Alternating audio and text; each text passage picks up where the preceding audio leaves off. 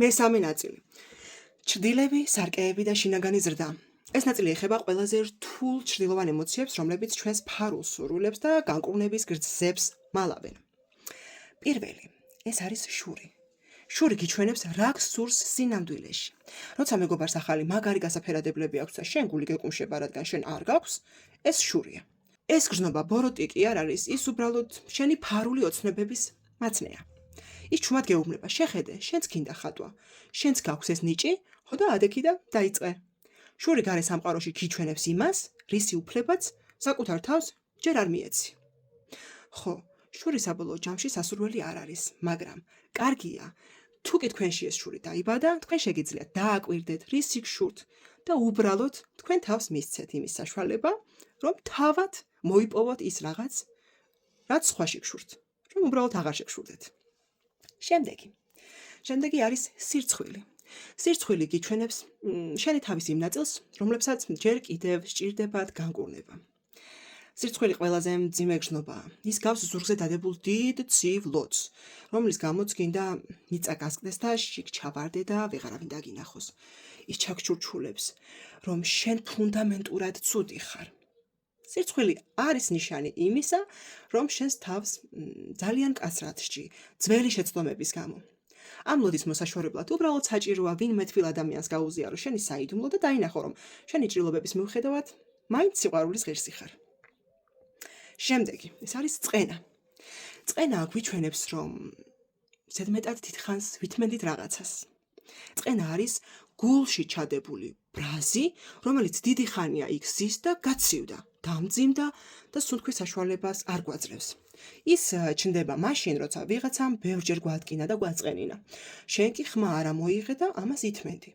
წყენის ტარება ჰგავს შხამის დალევას, იმის იმედით, რომ ამით სხვა ადამიანი დაიჯება. არა და მხოლოდ შენ გტკივა.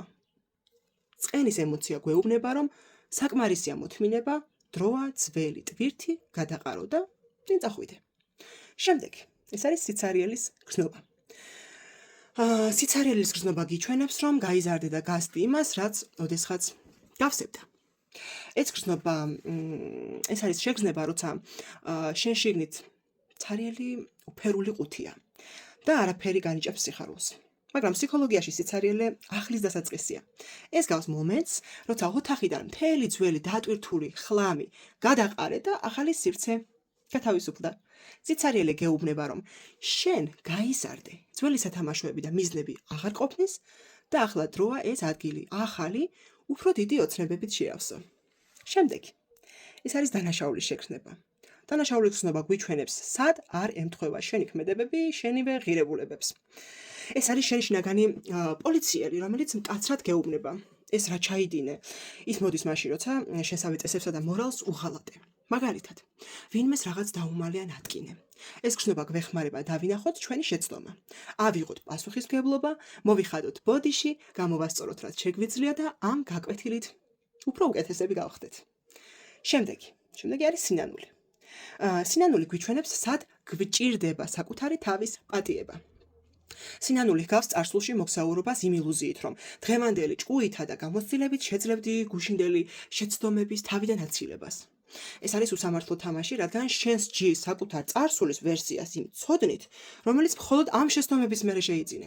სინანული გთხოვს, რომ ჩაეხუტო იმ ადამიანს, ვინც გუშინ იყავი, აპატიო მას, რადგან მაშინ მან თავისი ცოდნითა და შიშებით საუკეთესო რაც შეძლო, ის გააკეთა. მას რომ შეძლებოდა, სხვანაირად მოიქცეოდა. ამიტომ პატივი ეცი საკუთარ წარსულ ვერსიას, იმიტომ რომ ის გეხმარება გახდე შენი თავის უკეთესი ვერსია. შემდეგი არის შიში. შიში გიჩვენებს, სად არის შენი უდიდესი პოტენციალი. შიში არის პატარა მყეფარე ძაღლი, რომელიც ყოველთვის მაშინ ჩდება, როცა კომფორტული ეზოდან სრულად უცნობ ახალ ქუჩაზე გადადიხარ. შიში ნიშნავს, რომ შენ უახლოვდები რაღაც ისეთს, რაც შენთვის მნიშვნელოვანია და რასაც შენი შეცვლა შეუძლია. სიმამაცე შიშის არქონა კი არ არის, არამედ მოქმედებაა შიშის მიუხედავად.